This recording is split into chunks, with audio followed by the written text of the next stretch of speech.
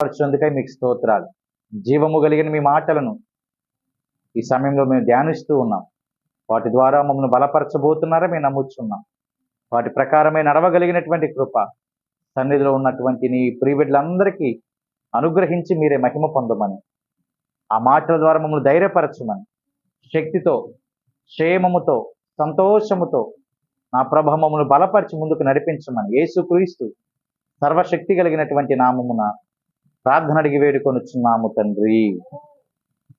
ఆమేన్. హల్లెలూయా. మంచిది పుల్లారా, లేఖనాల్లో ఒక మాటను మనము చదువుకుందాం. సమూయేలు మొదటి గ్రంథంలో ఒక మాటను మనం చదువుకుందాం. సమూయేలు మొదటి గ్రంథము 12వ అధ్యాయంలో ఉన్నటువంటి మాటను గనక మనం చూస్తే 12వ అధ్యాయం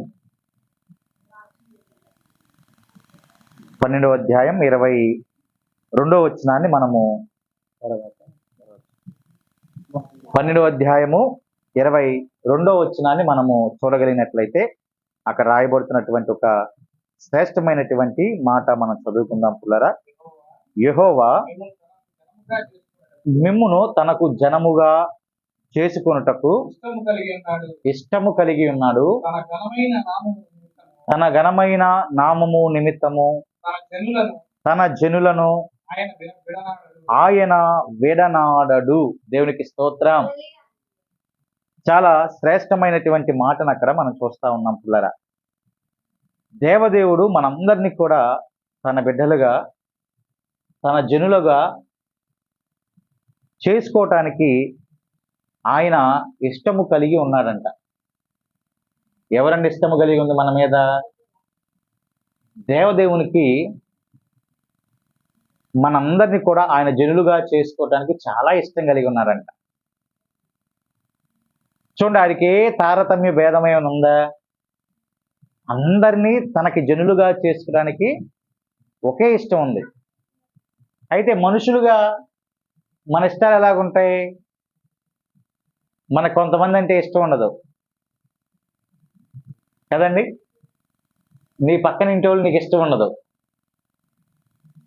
నీ ఎదురింటోళ్ళు మనకిష్టం ఉండదు, లేకపోతే వాళ్ళకి మనం అంటే ఇష్టం ఉండదు. అంటే మనుషుల మనస్తత్వాలు ఇలాగ అయిపోయినాయి. సరే, మనుషులు ఏ ఏ మనస్తత్వాలతో, ఏ ఏ హృదయాలతో ఉన్నప్పటికీ కూడా వాటిని మనం పక్కన పెట్టేసి మన దేవుని యొక్క గొప్ప హృదయము, గొప్ప మనసు ఏంటంటే చాలా స్పష్టంగా చెప్పబడుతున్నటువంటి మాట, అందరినీ కూడా తన జనులుగా చేసుకోవటానికి ఆయన ఎటువంటి దేవుడుగా ఉన్నాడంటే ఇష్టము కలిగిన, మనందరినీ కూడా తనకి జనులుగా చేసుకోవడానికి ఇష్టము కలిగినటువంటి దేవుడిగా. అంటే నిన్ను నా యొద్దకు రావద్దు అని ఆయన అంట. ఫలానా గ్రామం వాళ్ళు నాకు అవసరం లేదు అని ఆయన అనడు. ఇంకో మాట, ఫలానా కులస్తులు నాకు అవసరం లేదని ఆయన అనడు. దేవునికి స్తోత్రం. అక్కడ ఆయన దగ్గర ఏ విధమైనటువంటి తారతమ్య భేదాలు లేవు. జనులందరినీ, జనాభా అందరినీ ఆయనకు కుమారులుగా, కుమార్తెలుగా, తన జనముగా చేసుకోవటానికి ఆయన బహుగా ఇష్టపడతా ఉన్నాడు. ఇప్పుడు మనందరినీ కూడా తనకిష్టమైన బిడ్డలుగా చేసుకోవడానికి ఎవరికి ఇష్టమై ఉంది? దేవునికి ఇష్టమై ఉంది. అటువంటి గొప్ప మనసు కలిగినటువంటి దేవుడు మన మహిమోన్నతుడు పుల్లారా అని అంటున్నాడు. చాలా ఇష్టము కలిగి మన దేవుడు మనందరినీ తనకి జనులుగా చేసుకోవడానికి ఉన్నాడు అని. దానికి కొనసాగింపుగా ఉన్నటువంటి మరొక మాట కనుక చూస్తే, తన ఘనమైన నామము నిమిత్తము తన జనులను ఆయన విడిచిపెట్టడు, విడనాడడు అనే మాట అక్కడ మనం చూస్తా ఉన్నాం. దేవునికి స్తోత్రం. తన ఘనమైన నామము నిమిత్తము అదిగో తన జనులను ఆయన ఏం చేయడంట పుల్లరా? విడిచిపెట్టడు, విడనాడడు. మరి ఆయనే విడిచిపెడితే ఆయన నామానికి మహిమ కలుగుతుందా? లేదు కదా. మనుషులుగా మనము దేవుని విడిచిపెడతాం సమయాన్ని బట్టి. మనుషులుగా మనము దేవుని విడిచిపెడతాం సంఘటనని బట్టి. మనుషులుగా మనము దేవుని విడిచిపెడతాం రోజును బట్టి. రోజును బట్టి కూడా విడిచిపెట్టే వాళ్ళు ఉన్నారండి. పరిస్థితులను బట్టి, సంఘటనలను బట్టి కూడా ఎవరిని విడిచిపెడుతున్నారంటండి? దేవుణ్ణి. మరి దేవుడు ఏం చేస్తా ఉన్నాడు ఇక్కడ? తన ఘనమైన నామనిమిత్తము తన జనులను ఆయన విడనాడడు, విడిచిపెట్టడు. నువ్వు ప్రార్థన చేసిన ప్రతిసారి ఇదిగో నేనున్నాను అని సమాధానం చెప్పగలిగిన దేవుడు ఆయన. ఇందాక చెప్పినట్లుగా మనుషులే మనల్ని విడిచిపెడతారు, అనుకున్నట్లుగా బంధువులే విడిచిపెడతారు, స్నేహితులే, శ్రేయోభిలాషులే. పరిస్థితిని బట్టి మనం వారిని విడిచిపెట్టవచ్చు, వారు మనల్ని విడిచిపెట్టవచ్చు.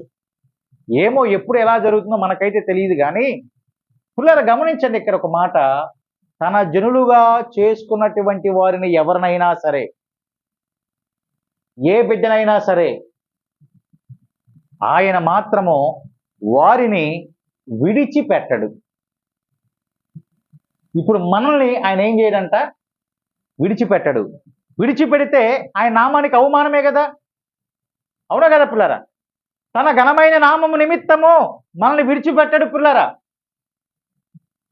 ఎందుకంటే లోకులు అనేక మంది మనల్ని చూసి దూషించవచ్చు. అరే నువ్వు ప్రార్థన చేస్తున్నావు, ఈ కష్టాల్లో ఉంటే నీ దేవుడు ఏమయ్యాడురా, నిన్ను విడిచిపెట్టాడా అని వారందరూ ఆ మాట అనటానికి మన దేవుడు వారికి ఏ స్కోప్ ఇవ్వడండి. ఎందుకంటే ఆయన అటువంటి బంధకాల్లో ఉన్నటువంటి మనల్ని విడిచిపెట్టడు. ఇప్పుడు రెండు మాటలు జాగ్రత్త గమనించండి. మొదటిది, తనకి జనులుగా చేసుకోవటానికి, మనందరినీ కూడా జనులుగా చేసుకోవడానికి ఆయన ఇష్టం కలిగి ఉన్నాడు. అంటే ఇప్పుడు మనమంటే ఎవరికి ఇష్టమై ఉందంటండి? దేవునికి ఇష్టం ఉందా లేదా? ఇప్పుడు దేవునికే ఇష్టమై ఉంటే నీ పక్కన ఇంటి వారికి నువ్వు ఇష్టం ఉన్నా లేకపోయినా పెద్ద విషయం ఏం కాదు. ఏమంటారండి? అవునా కాదా? వారు నిన్ను ఏదో కారణాలు బట్టి ఇష్టపడకపోవచ్చు, కానీ దేవుడు ఏం చేస్తున్నాడు? మనల్ని ఇష్టపడుతున్నాడు. దేవునికి స్తోత్రం. ఇప్పుడు ఇద్దరిలో ఎవరు ఇష్టపడుతా బాగా ఘనతది? దేవుడు ఇష్టపడటమేగా.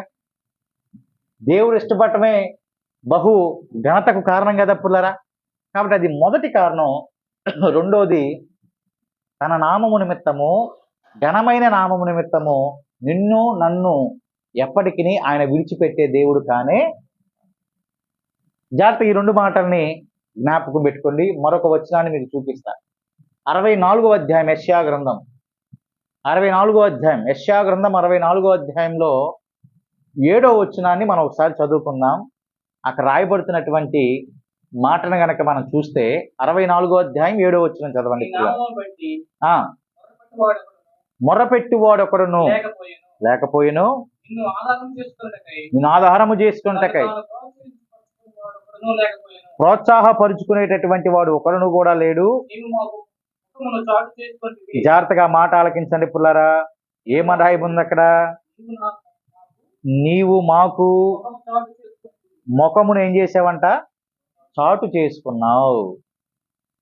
నీవు మాకు ముఖమును ఏం చేసావంట? చాటు చేసుకున్నావు. దేవుడు తన ముఖమును ఏం చేశాడంట? చాటు చేసుకున్నాడు. ఇప్పుడు చెప్పండి పుల్లారా, ఇందాక మనం రెండు మాటలను చూసాం. నీవంటే ఆయనకి బాగా ఇష్టమని చూసాం. రెండో మాట ఏం చూసాం? తన ఘనమైన నామము నిమిత్తము నిన్నెప్పుడు విడిచిపెట్టడు అని చూసాం. ఈ రెండు చాలా ప్రత్యేకమైన మాటలు. అయితే ఇక్కడ 7వ వచనంలో మనం ఏం చూస్తున్నామంటే, ఆలకించండి పుల్లారా, నీవు మాకు ముఖమును ఏం చేశావు? చాటు చేశావు. దేవా నేను ఈ సమస్యలో ఉన్నాను, నన్ను కరుణించవా అంటే దేవదేవుడు ముఖమును చాటు చేసుకున్నారంట. ఇది దేవుని లక్షణమా? కాదు. జాగ్రత్త గమనించండి. అందులో ఉన్నటువంటి సత్యాన్ని వెతికేటటువంటి పనిని మనం చేద్దాం. ఇప్పుడు నీవు మాకు ముఖమును చాటు చేసుకున్నావు అన్నాడు.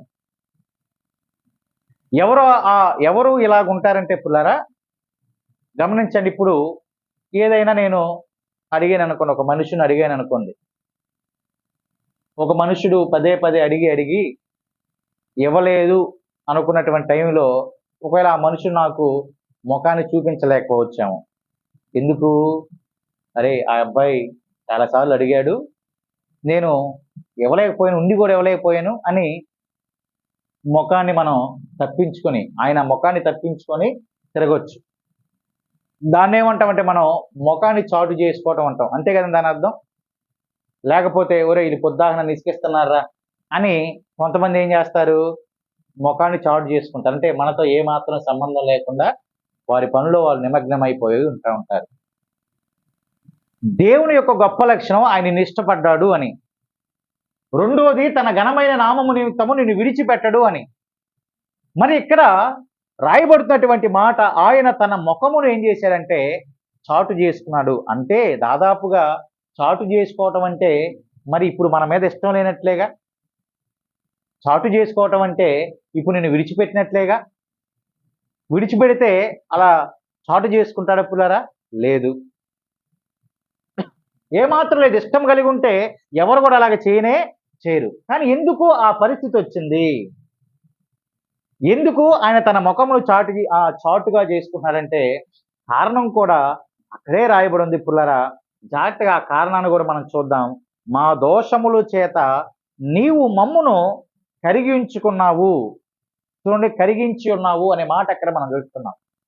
ఇప్పుడు ఆయన ఎందుకు ముఖాన్ని చాటు చేస్తున్నాడంటే, ఇదిగో నీలో నాలో ఉన్నటువంటి దోషములను బట్టి. జాగ్రత్త ఈ మాటను ఆలకించండి. మనలో ఉన్నటువంటి దోషములు బట్టి మొదటిది. రెండోది, నీ నామమును బట్టి మొరపెట్టేటటువంటి వాడు ఎవడో లేడని ఆ వచనం స్టార్టింగ్ లో చూశాం. అంటే దేవుని గొప్ప నామమును బట్టి ఆయనకి జనాభా మొరపెట్టడం ఆపేశారు. దేవుడు మనల్ని ఇష్టపడిన తర్వాత, దేవుడు ఏ పరిస్థితిలోనైనా మనల్ని విడిచిపెట్టకుండా ఉన్నటువంటి తదుపరి కొన్ని దినాలు గడిచిన తర్వాత, కొన్ని మాసములు గడిచిన తర్వాత ఇక మనము ఆయన నామమును బట్టి మొరపెట్టడం, ప్రార్థన చేయటం ఆపేశాం. అర్థమవుతుందా పుల్లారా? ఏం చేశాం మనం? తన నామమును బట్టి మొరపెట్టేవాడు ఒకడు కూడా లేడు. అంటే ఇక దేవుని నామాన్ని అక్కడ వాళ్ళు ఎవరు కూడా గుర్తించట్లా. నేనే అనేటటువంటి ఒక విధానం వచ్చేసి, నాది అనే ఒక విధానం వచ్చేసి, దేవుడి ద్వారా ఇదంతా జరిగిందా, నా శక్తి ఏమి లేదా అనే విధానం వచ్చేసి, నా బలం ఏమి లేదా, నా జ్ఞానం ఏమి లేదా అనే విధానం వచ్చేసి, ఆయన నామమును బట్టి మొరపెట్టేటటువంటి వాడు ఒకడు కూడా లేడు. ఇది రెండో కారణం, గుర్తించండి. మూడో కారణం అక్కడ మనం చూద్దాం. నిన్ను ఆధారము చేసుకుంటకై తన్ను తాను ప్రోత్సాహపరుచుకునేటటువంటి వాడు కూడా లేడు. ఎన్నాళ్ళు కూడా మనం ఎవరి మీద ఆధారపడ్డాం? దేవుడే. నీవు పొలంలో నాటు వేయాలన్నా ఎవరి మీద ఆధారపడ్డావు? దేవుడే. పంట కూర్చుకోవాలన్నా ఎవరి మీద ఆధారపడ్డావు? బిడ్డల్ని బడికి పంపించాలన్నా, వాళ్ళకి ఫీజులు కట్టాలన్నా, లేకపోతే మనం పోషించబడాలన్నా, మన పనులలో మనము ఎదగాలన్నా, ప్రతి దానిలో ఇప్పుడు ఎవరి మీద ఆధారపడ్డావు అంటే దేవుని మీద. కానీ దినములు గడిచిన తర్వాత ఇదిగో అక్కడ రాయబడుతున్నటువంటి మాట, నిన్ను ఆధారము చేసుకుంటకై తన్ను తాను ప్రోత్సాహపరుచుకునేటటువంటి వాడు ఎవరు కూడా లేడు. అంటే గడిచిన దినాల్లో ఫీజు కట్టాలంటే మనల్ని మనం ప్రోత్సాహం చేసుకున్నాం. ఏ రీతిగా ప్రోత్సాహం చేసుకున్నాం అంటే, నాకేంట్రా నా దేవుడు ఉన్నాడు, సమయానికి సమకూరుస్తారని మనల్ని మనమే బలపరుచుకున్నాం. దేవునికి స్తోత్రం కలుగును గాక. కాదా పుల్లారా? దేవుడు ఏదో ఒక రీతిలో సహాయం చేస్తాడు అని ఎప్పుడు మనము మన హృదయంలో అనుకోలేదా? మన మనసులో అనుకోలేదా? అంటే మన హృదయాన్ని మనమే ఏం చేస్తున్నాం? ప్రోత్సాహం చేసుకుంటున్నాం. అరే నీకంటూ ఒక దేవుడు ఉన్నాడు, నాకంటూ ఒక దేవుడు ఉన్నాడు. అడిగిన వెంటనే ఇదిగో సమకూర్చగలిగినటువంటి సర్వోన్నతమైనటువంటి ఒక దేవుడు నాకున్నాడు అని ఆయన మీదే ఆధారపడి నిన్ను, నన్ను, మనని మనమే ఏం చేసుకున్నామంటే ప్రోత్సాహపరుచుకున్నాం. మరి ఇప్పుడేమైంది? కొంచెం స్టెబిలిటీ వచ్చేసరికి, కొంచెం స్టేబుల్గా అయ్యేసరికి, అది వరకు అనుకో ఫీజు కడతానికి దేవుడి మీద ఆధారపడ్డాం. ఇప్పుడు బాగా డబ్బు ఉన్నాయి కదా, ఇప్పుడు వాళ్ళు స్కూల్లో ఫీజు అనగానే వీళ్ళు పంపించేస్తారు. అప్పుడు ఒకసారి నీ హృదయాన్ని నువ్వు స్థిరపరచుకున్నావు, బలపరుచుకున్నావు, దేవుడు నాకు సమకూరుస్తారని. కానీ ఇప్పుడేమైంది? అదేమి లేకుండా నేను సంపాదించాను, నా దగ్గర ఉన్నాయి అని కొంత దేవుణ్ణి పక్కన పెట్టి దేవుని మీద ఆధారపడకుండా మన ప్రయత్నాలు, మన ఆలోచన ఉంది కాబట్టి ఇప్పుడు ఈ ఆలోచన బట్టి, ఈ ప్రయత్నాలను బట్టి, ఆయన నామమును గణపరచకుండా ఉండటాన్ని బట్టి, ఆయన మీద ఆధారపడకుండా ఉండటాన్ని బట్టి, ఇప్పుడు నీవు ప్రార్థన చేస్తే ఆయన ఏం చేస్తున్నాడంట? ముఖాన్ని చాటుగా చేస్తున్నాడు. ఒకప్పుడు ఆధారపడ్డ నీవు, దేవునికి స్తోత్రం, ఆయన మీద ఆధారపడ్డ మనము, ఆయన మీద ఆధారపడి జీవించిన మనము, ఎప్పుడు ప్రార్థన మొదలుపెట్టినా ఆయన నామాన్ని ఘనపరిచి చేసేటటువంటి మనము ఇప్పుడు దాని అంతటిని పక్కన పెట్టి ఇప్పుడు ప్రార్థన చేస్తే ఆయన తన ముఖాన్ని చాటు చేసుకోడా? నిన్ను ఆయన బాగా ఇష్టపడ్డాడుగా, ఏ పరిస్థితుల్లో నేను విడిచిపెట్టలేదు కదా.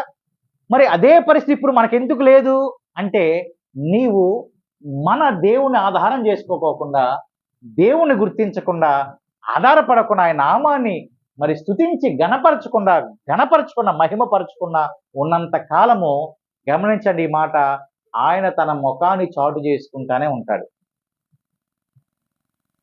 ఎప్పుడైతే హృదయం మారి, అయ్యా ఇదంతా నీవిచ్చిందే, నీ మీదే నేను ఆధారపడతాను, నీ వలనే నాకు ఈ దీవెన ఆశీర్వాదం అని మరలా ఆయన తట్టు తిరిగి నువ్వు ఎప్పుడైతే ప్రార్థన చేస్తావో, అప్పుడు ఆయన మరల నిన్ను దీవించే దేవుడుగా ఉంటాడు.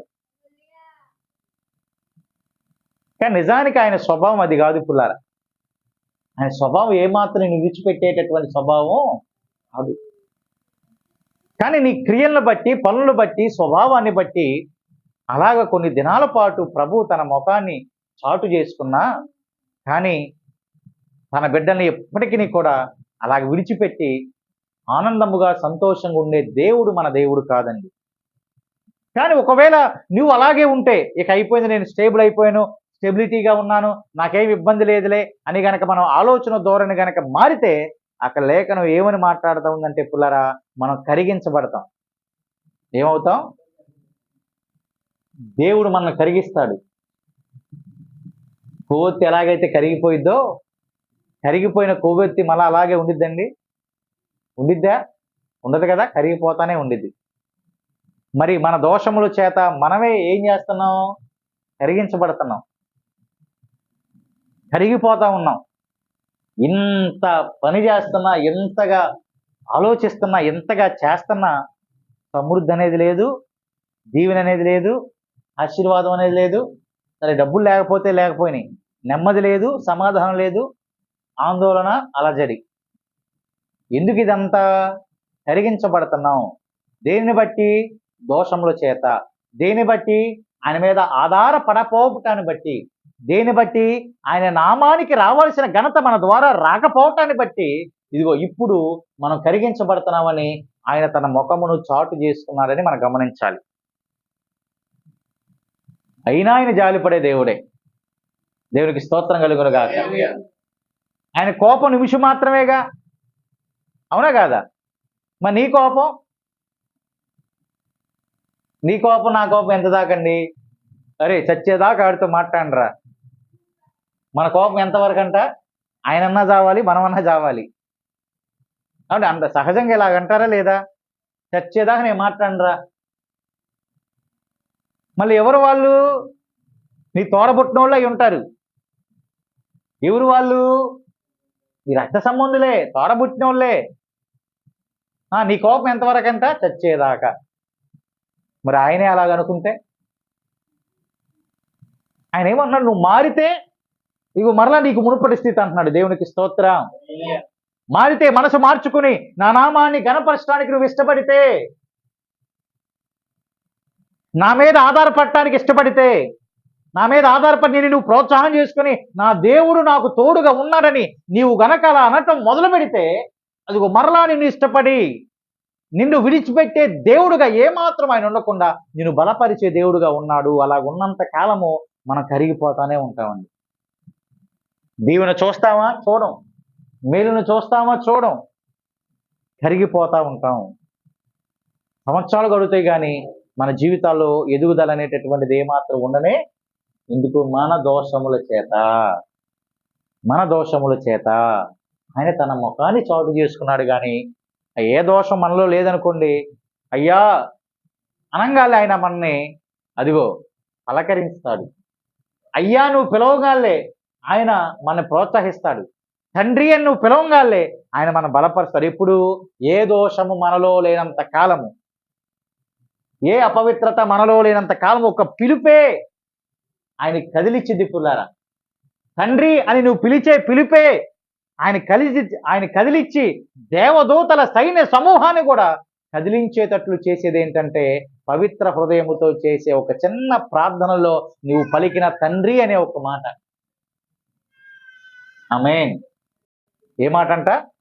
పవిత్ర హృదయముతో మనం చేసినటువంటి ప్రార్థనలో తండ్రి అనే ఒక మాట సైన్యాన్ని కదిలిచ్చిద్ది, తండ్రిని కదిలిచ్చిద్ది, దేవదేవుని కదిలిచ్చిద్ది. అందుకనే మనం ఏం చేయాలంటే ఆయన మన ఇష్టపడుతున్నాడు కాబట్టి విడిచిపెట్టేటటువంటి దేవుడు కాదు కాబట్టి అక్కడ 8వ వచనాన్ని కనుక మనం చూస్తే ఇలాగ అపరాధములు దోషముల చేత నింపబడినప్పుడు మనం చేయాల్సినటువంటి ప్రార్థన అక్కడ ఉంది. యెహోవా నీవే మాకు తండ్రివి, మేము జిగటమన్ను, నీవు మాకు కుమ్మరి వాడవు, మేమందరము నీ చేతి పని అయి ఉన్నాము. ఆమేన్. అప్పుడు ఏమనాలంట మనం? యెహోవా దేవా నీవే మా తండ్రివి. ఇందా నేను చెప్పాను లేదా, మనం చేసే ప్రార్థనలో తండ్రి అని పలికే యథార్థ హృదయంతో పలికే మాట మొత్తాన్ని కదిలిచ్చింది. అయ్యా నీవే మా తండ్రివయ్యా, మేమెవరమే? మంటిమే, జగటమంటిమే, నీవు కుమ్మరి వాడవు, ఆ మంటిని తీసుకుని ఎలాగైనా నువ్వు మలచగలవు, ఏ పాత్రగానైనా నన్ను చేయగలవు. అయ్యా మాదేం లేదయ్యా, మేమెవరమంట? మంటిమే, మన్నుతో సమానమే, మట్టితో సమానమే. కాబట్టి నీ చేతిలో మేము ఉన్నాం, నీకు నచ్చినటువంటి పాత్రగా మమ్మల్ని చేసుకోవా అని మనం చేసే ఒక్క చిన్న ప్రార్థన, తండ్రి అని యథార్థ హృదయంతో చేసే ప్రార్థన ఇక మనల్ని, మన జీవితాన్ని, కుటుంబాల్ని కరగనీయకుండా దేవుడే చేస్తాడు. కరగనీయడండి. ఇంకా కరిగే పరిస్థితులు రావండి, ముఖం చాటు వేసే పరిస్థితులు రావండి.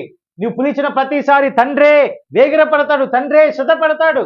నా బిడ్డకి ఏ ఆపద వచ్చిందో, నా కుమారుడికి ఏ ఆపద వచ్చిందో, నా కుమార్తెకి ఏ ఆపద వచ్చిందో, ఇదిగో వారిని నేను ఆ ఆపద నుంచి బయట పడేయాలని ఆయన అనేక మంది దేవదూతలని నీకు తోడుగా, నీడగా, అండగా ఉండటానికి పంపిస్తాడు. అంటే పరలోకమే కదిలిస్తాడు దేవుడు. ఎవరి కోసమంట? మన కోసము, తన జనులుగా ఏర్పాటు చేసినటువంటి మనందరి కోసము ఆయన పరలోకాలనే కదిలిస్తాడు. చెప్పండి, ఇప్పుడు దోషములతో గనక ప్రార్థన చేస్తే ఆయన ముఖాన్ని చూపిస్తాడా, చాటు చేసుకుంటాడా? అంటే మరి ఆయనకి మనం అంటే ఇష్టం లేదా అంటే ఇష్టం ఉందిగా. ఆయన విడిచిపెడతా అంటే విడిచిపెట్టాడు కదా. మరెందుకు కొద్ది కాలం విడిచిపెట్టబడ్డాం అంటే మనలో ఉన్న దోషం, ఆయన నామాన్ని ఘనపరచుకోవటం, ఆయన మీద ఆధారపడకపోవటం. ఆధారపడితే మనల్ని మనం ప్రోత్సహించుకుంటాం, నా దేవుడు ఉన్నాడు రా, నాకేం దిగులురా అని. ఆయన సమకూరుస్తాడంతే. చాలా మందికి ఈ మాట వ్యంగ్యంగా అనిపించవచ్చు, ఓరే నువ్వేం చేయకుండా ఆయన ఏం సమకూరుస్తారని. ఏమో అవన్నీ మనకు తెలియదు, కానీ నువ్వు ప్రార్థన చేస్తే ఆయన సమకూరుస్తాడంతే. ఎలాగైనా సమకూరుస్తారండి. కాకుల ద్వారా ఆహారాన్ని ఇవ్వలేదా? ఇచ్చారా? కాకుల ద్వారా ఆహారాన్ని ఇచ్చాడు. నువ్వు అడిగితే సమకూర్చడా? ఏ దిక్కునైనా, ఏ దిక్కు నుంచైనా సహాయాన్ని ఇవ్వగలిగినటువంటి సర్వోన్నతుడు నజరేయుడైనటువంటి యేసయ్య. కాబట్టి మనము మన దోషముల చేత కరిగించబడుతున్నాం, మన దోషముల చేత మనము కిందకి వెళ్ళిపోతున్నాం, మన దోషముల చేత మనము తగ్గించబడుతున్నాం అని ఒక్కటి గమనిస్తే చాలండి. ఒరే నా కారణం అదే కదా, ఈ రీతిగా బాధపడుతున్న కారణం ఈ దోషమే కదా, ఈ మాటే కదా, ఈ పాపమే కదా, అందుకే దేవుడు నా మొరని ఆలకించట్లేదు కదా అని నీవు గమనించి తండ్రి అని చేసి ఒక్క ప్రార్థనే, అయ్యా నేను జగటమన్నే, నీవు కుమ్మరి వాడవు, మేము నీ చేతిలో పనివారముగా, నీ చేతిలో ఉన్నటువంటి వారముగా ఉన్నాం, ఎలా మలిస్తే అలాగే మేము మలుస్తామయ్యా అని మనం చేసే ఒక చిన్న పశ్చాత్తాప ప్రార్థన మన జీవితాలను ఇంకా మధురముగా, ఇంకా అనేక మందికి వెలిగిచ్చేటటువంటి జీవితాలుగా మన దేవుడు చేయబోతా ఉన్నాడు పిల్లారా. కాబట్టి గమనించండి, ఈ మధ్యాహ్న వేళలో మనం గమనించాల్సినటువంటి ఒక మాట ఏంటంటే ఆయన మనందరినీ ఇష్టపడతా ఉన్నాడు. రెండోది, తన ఘనమైన నామము నిమిత్తము మనల్ని ఎప్పటికీ విడిచిపెట్టేటటువంటి దేవుడు కానే కాడు. కానీ ముఖాన్ని ఎందుకు చాటు చేసుకున్నాడు అంటే దానికి కారణం కూడా ప్రభు చెప్పాడు. మన దోషముల చేత ఆయన ముఖాన్ని చాటు చేసుకుంటున్నాడు, మనం కరిగించబడుతున్నాం. మరలా నీవు నేను పశ్చాత్తాపడి తండ్రి అని చేసే ఒక చిన్న ప్రార్థన మన జీవితం ఆయన చేతిలోకి వెళ్తుంది. తద్వారా మనం దీవించబడతాం, ఆశీర్వదించబడతాం. కావున ఏ బాధలు ఉన్నాయో, కష్టాలు ఉన్నాయో వాటన్నిటిని కారణం మనమే అని లేఖనము స్పష్టంగా మనతో మాట్లాడి ఉంది. కావున ప్రభువా, అతి బాధ నుంచి అతి విడుదల నాకు దయచేసి మళ్ళీ నన్ను పవిత్రముగా పరిశుద్ధముగా మలచి నీకు నచ్చినటువంటి బిడ్డగా నన్ను చేసుకోమని మనం చేసే ఈ చిన్న ప్రార్థన ఆయన సన్నిధానానికి వెళ్ళి మన మనసును మార్చి, హృదయాన్ని మార్చి, తలంపులను మార్చి, స్వభావాన్ని మార్చి ఆయనకి ఇష్టమైన బిడ్డగా మనం నిలబెట్టేటటువంటి కృపతో దేవుడు మనం చేసే ఈ చిన్న ప్రార్థన ద్వారా ఇవ్వబోతున్నారు. కావున అటు ప్రార్థనలో ముందుకు మనం కొనసాగుదాం పుల్లారా. దేవుడి మాటలను దీవించును గాక. ఆమేన్. ప్రార్థన చేద్దాం. అందరూ మోకరించగలిగినట్లయితే ప్రార్థన చేద్దాం. నువ్వు చేసే ఈ ప్రార్థన, మనం చేసే ఈ చిన్న ప్రార్థన మరలా దేవునికి మన మీద ఇష్టము కలిగించేదిగా, ఇప్పటి వరకు ఇదిగో ఎంతో బలహీనముగా దేవుని పక్కన పెట్టి, దేవుని సన్నిధిని పక్కన పెట్టి జీవించిన నీకు, నీ కుటుంబానికి నువ్వు చేసే ఈ ప్రార్థన ప్రభు ప్రాకారంగా చేయబోతున్నాడు. ప్రభు శక్తివంతమైనదిగా చేయబోతా ఉన్నాడు. నేను బలపరచబోతా ఉన్నాడు, శక్తితో నింపబోతా ఉన్నాడు. తండ్రి నువ్వు చేసే పశ్చాత్తాప ప్రార్థన ప్రభువా అని పిలిచి యథార్థ హృదయంతో చేసేటటువంటి ప్రార్థన, ఆ హృదయం లేకుండా ప్రభువా ప్రభు అని పిలిచి ప్రార్థన చేయటం వ్యర్థమైన లేఖను మాట్లాడుతూ ఉంది. యథార్థ హృదయముతో ప్రభుని పిలుద్దాం పుల్లారా. నన్ను దర్శించమని, బలపరచమని, ధైర్యపరచమని ప్రభుని అడుగుదాం పుల్లారా. ఎవ్వరు మౌనం కొనుక్కున్న ప్రార్థన చేద్దాం. ప్రార్థనాపూర్వకంగా మనం సిద్ధం చేసుకున్నాం. లోపల ఉన్నటువంటి ప్రతి కల్మషం పోవునట్లుగా, ఇదిగో స్థిరత్వం లేని హృదయం పోవునట్లుగా, లోపాలన్నీ సవరించబడినట్లుగా, లోపాలు గుర్తెరిగి సవరించబడినట్లుగా, అయ్యా శుద్ధ హృదయము, మంచి హృదయం, పశ్చాత్తాపడేటటువంటి మనసును నాకు దయచేయ్యా. నీ బిడ్డగా జీవించాలయ్యా. లోకాశలకు దూరంగా ఉండాలయ్యా. లోక పనులు చేసే బిడ్డలకు దూరంగా ఉండాలయ్యా. అటు సాంప్రదాయాలకు దూరంగా ఉండాలయ్యా. నన్ను నేను ఏమాత్రం అపవిత్రం చేసుకోనయ్యా అని ప్రభు సన్నిధిలో పశ్చాత్తాపడి ప్రార్థన చేద్దాం. ప్రభు అట్టి ధన్యతను మనకి ఇవ్వబోతా ఉన్నాడు. అట్టి కృపతో మనం అందరం కూడా నింపబడతా ఉండగా ఏక కంఠస్వరముతో ప్రార్థన చేద్దాం. ప్రార్థనాపూర్వకంగా ముందుకు మనం కొనసాగుదాం. కొరింథీయులకు రాసినటువంటి మొదటి పత్రికలో ఉన్నటువంటి ఒక మాటను మనం చదువుకుందాం. ఎవరు కూడా మౌనం ఉండకుండా ఆ మాటను చదువుకొని మనం ముందుకు కొనసాగిపోదాం. కొరింథీయులకు రాసిన మొదటి పత్రిక 11వ అధ్యాయము 23వ వచనం నుంచి కొన్ని మాటలు చదువుతున్నాను, ఆలకించండి పుల్లారా. నేను మీకు అప్పగించబడిన దాన్ని ప్రభు వలన పొందితిని. ప్రభుని యేసు తాను అప్పగించబడిన రాత్రి ఒక రొట్టెనెత్తుకొని కృతజ్ఞతాస్తుతులు చెల్లించి దాన్ని విరచిది మీ కొరకైన విరవబడిన నా శరీరం నన్ను జ్ఞాపకం చేసుకుంటే దీన్ని చేయడని చెప్పాను. ఆ ప్రకారమే భోజనమైన పిమ్మట ఆయన పాత్రను ఎత్తుకొని, ఈ పాత్ర నా రక్తము వలనైన క్రొత్త నిబంధన, మీరు దీనిలోనిది త్రాగునప్పుడల్లా నన్ను జ్ఞాపకము చేసుకుంటకై దీన్ని చేయడని చెప్పాను. ఈ క్రమములో మనం అందరము కూడా యథార్థ హృదయముతో యోగ్యత కలిగిన వారిగా, అయోగ్యులుగా కాకుండా యోగ్యత కలిగినటువంటి వారిగా మనం నడుచున్నట్లుగా ప్రార్థనాపూర్వకంగా మనం సిద్ధపరచుకుంటూ ఈ ప్రభు బలారాధనలో ముందుకు మనం